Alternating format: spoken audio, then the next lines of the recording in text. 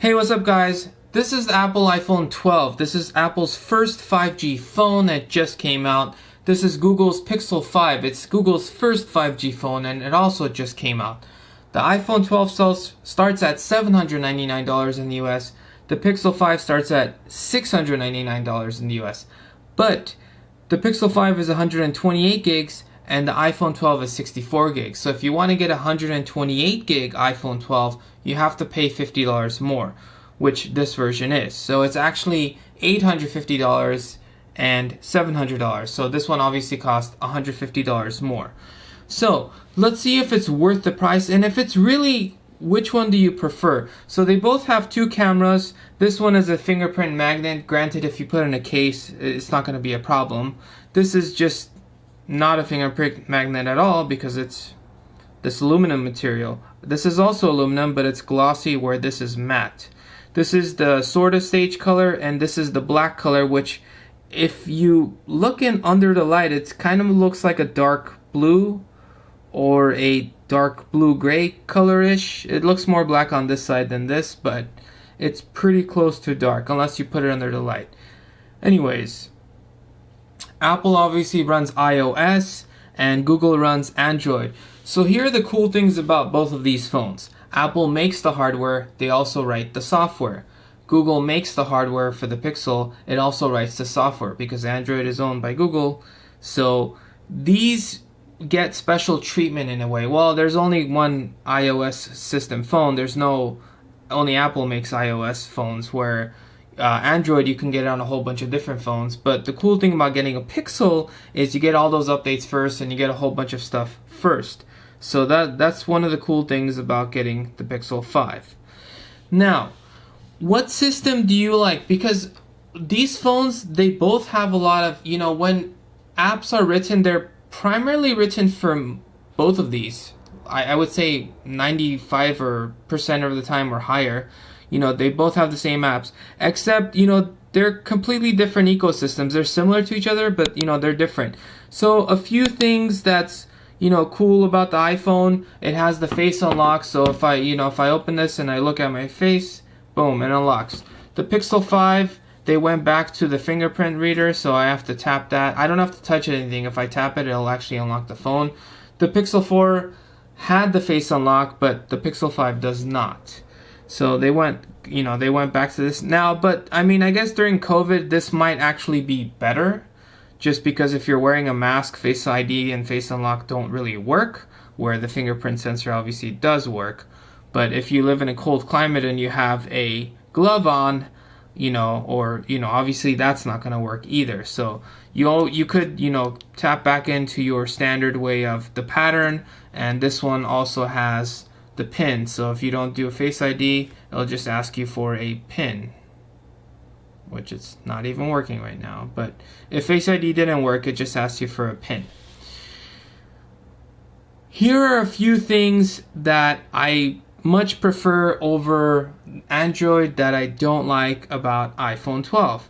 Let's say, for instance, so I scroll up and I'm like, oh, I want this app and I want to put it right here. And I want, this app and I want to put it right here. And I want this app and I want to put it right here. Which is awesome because, I can move it around. It's a grid, so, you could pick anywhere in the grid you want to put it, and it lets you do that. Well, with the iPhone 12, I want to put this YouTube app. Sorry, I gotta hold this. Let me hold the screen. I want to put the YouTube app right here. Nope. I want to put the YouTube app here. Nope. I want to put the Drive app here. Nope. So what it does let you do is, you could put it on the other screen.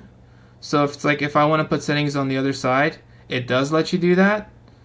But it doesn't let you, I want to put the settings here. Nope. Now, if you iPhone users know something that I don't, please correct me.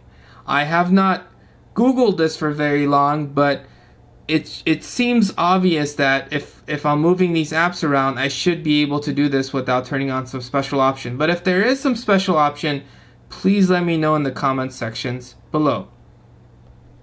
Okay. Other than that, in the past with iPhone, you couldn't, combine apps, but now you can. So if you could bunch them up. You can also do that on Android. You've been able to do that on Android for a very, very long time. So if I want to group these, I just, highlight that on one, and then I can, change the name of that to whatever I want. So I could, whatever I want to call it, that's, and if you don't want to call it anything, don't call it anything. So, that's pretty cool. Obviously, Android has had widgets for a very, very long time. You just hold the screen, you go to widgets, and I don't know, let's say if I want my digital clock, I want to put that here, and I want it, so they added that for iOS. I mean, it's been around for a while too on iOS, but it wasn't available in the past for iOS. So if I go to plus and I'm like, okay, I want to put this here, and it's like, yeah, you could do that. So you could do that now. You couldn't in the past, and that was one of the reasons why I was avoiding iOS, I should say, in the past, because you couldn't do these things that you could do on Android. Other than that, if you like the Google ecosystem, it really kind of comes down to, do you have, are you subscribed with iTunes? Do you have the Apple Music? Do you have Apple TV? Do you have a whole bunch of Macs at home? Do you have the iPad and all? Are you in the Apple ecosystem? Do you have your iCloud set up and stuff? Then, this is a good phone. This is a very smooth, very good phone. If you're in the Google ecosystem, obviously this is going to be better. You could download a lot of apps on the App Store, from the App Store, for Google stuff. So they have a whole bunch of Google apps that you can even get the Google Assistant on iPhone. But you could put Chrome, you could put Google Photos, Google Drive, Google Home, YouTube Music, Google Maps. A long time ago, you couldn't even put Google Maps, but now you can. But you can do a lot of Google stuff on this. You can even put the Google Assistant on this, and you can install that, and then you have to go to it, but it lets you do that. Now, this thing has Siri, which works fine.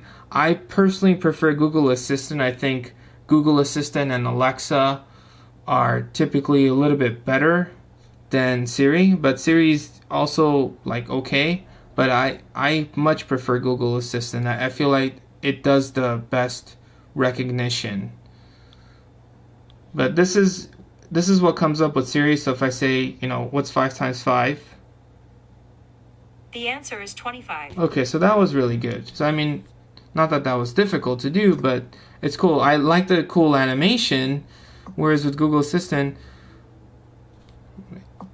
what's 5 times 5? The answer is 25. Okay, so this obviously worked as well.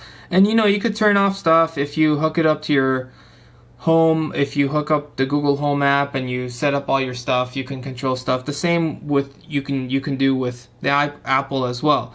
So now let's do a 5G speed test and see which phone has better 5G. They're both on T-Mobile. Now sometimes these apps get a little weird with the 5G speed test, but let's just try. Sometimes they're inconsistent. But it's late at night now, so it actually should get really fast speeds. And I'm gonna run one, and then I'm gonna run the other.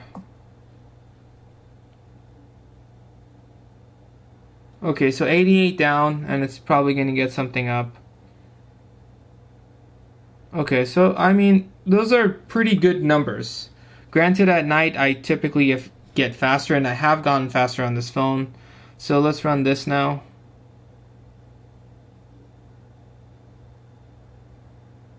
Okay, so this is going a little bit, not a little bit, it's definitely going faster.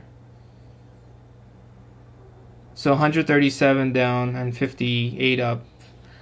Let's try the iPhone one more time. Again, they're both on T-Mobile 5G. But the speed tests are not always consistent.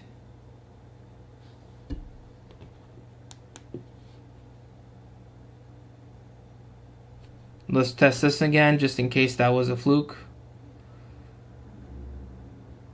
Okay, now Pixel 5 is even faster now. Okay, let's go to another. Let's go to speed test and do it there. See the same with this. Okay, see, it's much faster now. There we go.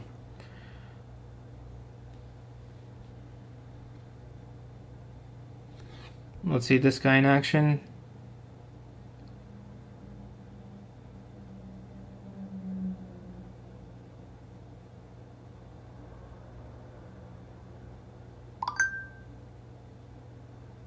That's funny. You've used this much data, it's fine. Doesn't matter. Okay, so they're both really fast. You know, this did a few ones that was faster than this. This is now faster than this. This got the highest score, but they're both fast. And again, speed tests are not always consistent. So, you know, I don't know if it's trustable or not. Again, I'm doing a speed test now and it looks like it's faster now. And let's do another one with the iPhone.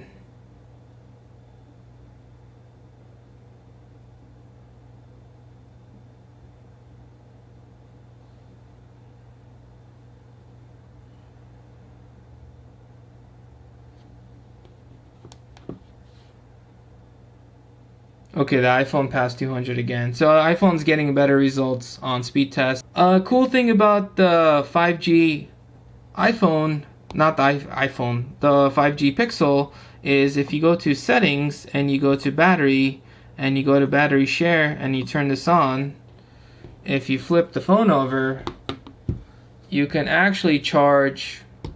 Actually, let me see if you can charge the iPhone. The Pixel can actually charge the iPhone. How about that? I mean, it's charging at a really slow speed, but it is charging.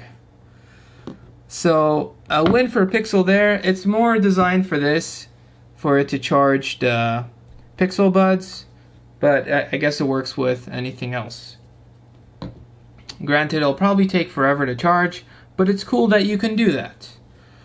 Now, let's do some camera, because that's one thing that Pixel and iPhone have excelled at for a long time.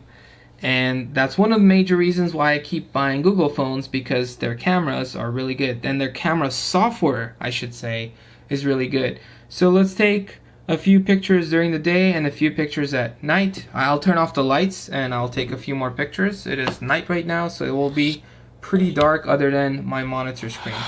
So I will put Freedom's Gundam Seed here, and I will put Kurosaki Ichigo from Bleach here, and I will take a picture.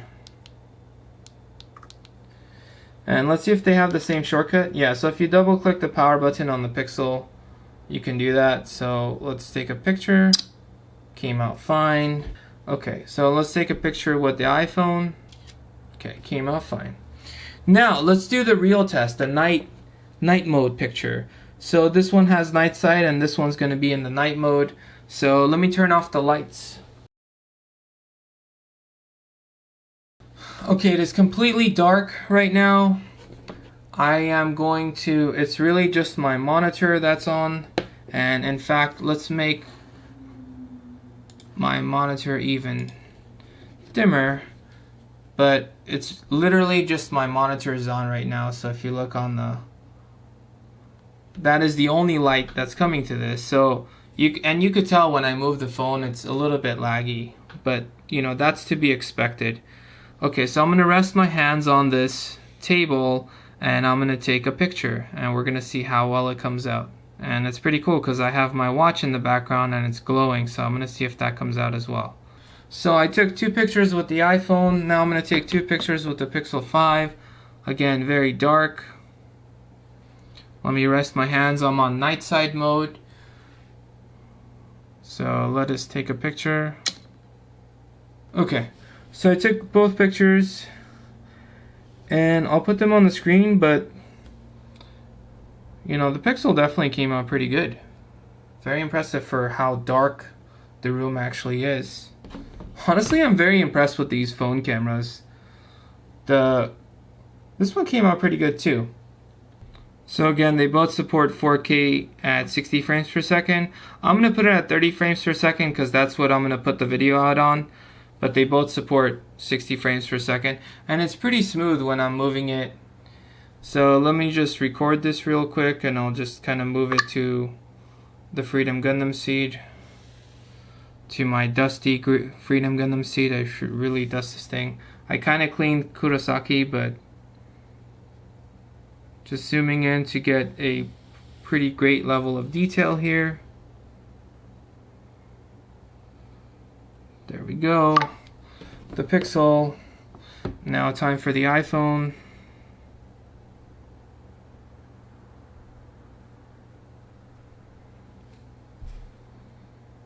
Video. So I'm going to put 4K, again, supports 4K 60. I'm going to put it on 4K 30.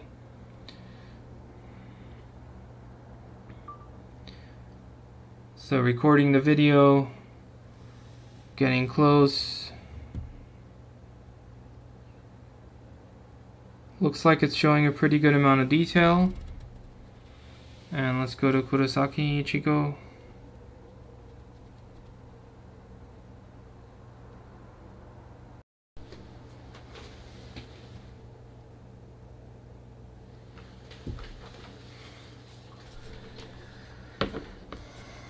Okay, so now that the video is complete, let's do a sound test. So I'm going to move these cool dudes here, and we're going to do a sound test with some copyright-free music. So I will go to YouTube.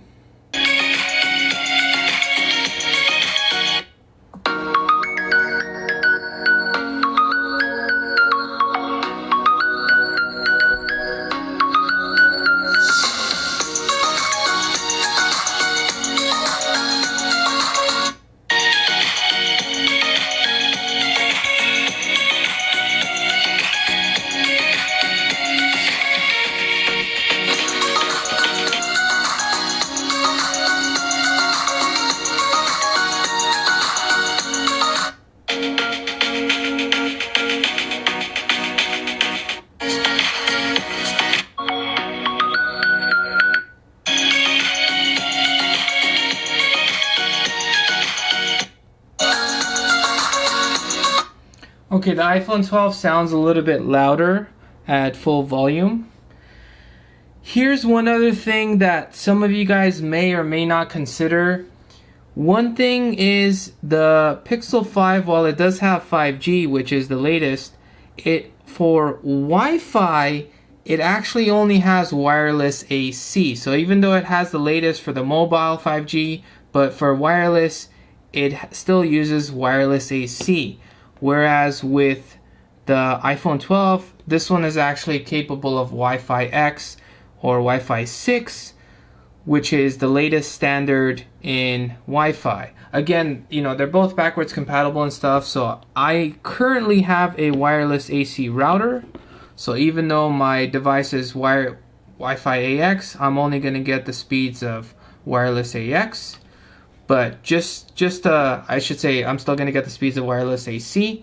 But just a heads up, in the future, if you plan on upgrading your router and getting a Wi-Fi AX router, just know that the Pixel 5 is still using wireless AC. So that's a win for the iPhone in that department. But other than that, I mean, they're both really good phones. I mean, it really just depends on the ecosystem. I'm a little more comfortable with Android. I've been using Android for many, many years. I kind of like all the customization, and because I'm in the Google ecosystem, I kind of prefer just Android just in general. But I'm trying to see if I can get used to the iPhone 12 because it is a nice and a smooth phone, and you know, it obviously could do a lot of things, and there's a whole bunch of apps on it. But I don't know. I think it really comes down to ecosystem, like what ecosystem you like, and the fact that this is, you know, $150 cheaper for the same memory capacity. That's also a good thing there too. But this kind of wins a little bit in sound. It definitely wins in the Wi-Fi department. The camera, they both look fine, but I'll get to see the results and actually, you know, go from there. But I don't think you're going to be disappointed with either phone, but they're both very smooth and they're both very fast.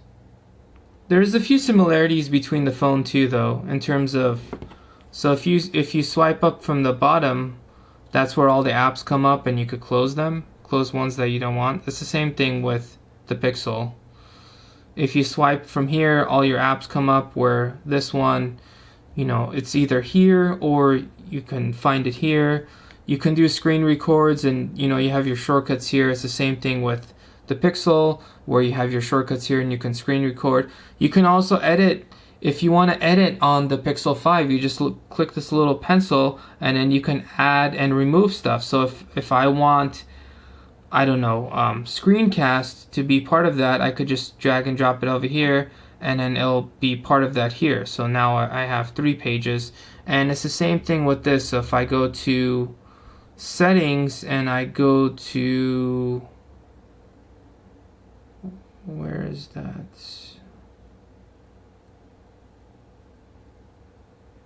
Control center, and I want to add Apple TV remote or dark mode or whatever, then I add it here and now it shows up. So I could remove stuff too. Like if I don't want the camera there, I could remove it, and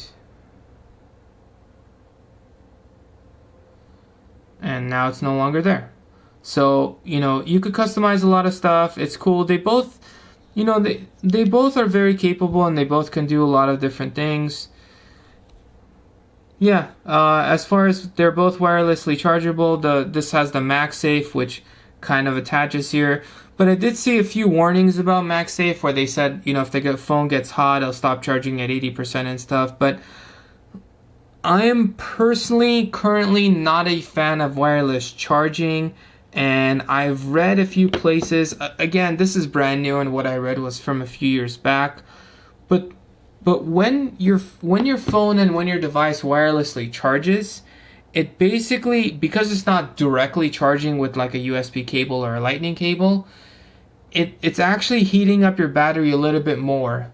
And when you heat up your battery, that's when your battery depletes and kind of loses its life over time. So, and that's why one of the things is, if you're watching videos or playing games on your phone and your phone is hot, it's not recommended to charge your phone, because then it gets super hot and that kind of diminishes your battery's life. So the goal is to try to keep your battery cool when you're charging, and that's kind of the goal. So when you wirelessly charge, it typically heats up your battery a little bit more. So that's why for the iPhone I didn't get the MagSafe charger. I basically just got regular chargers.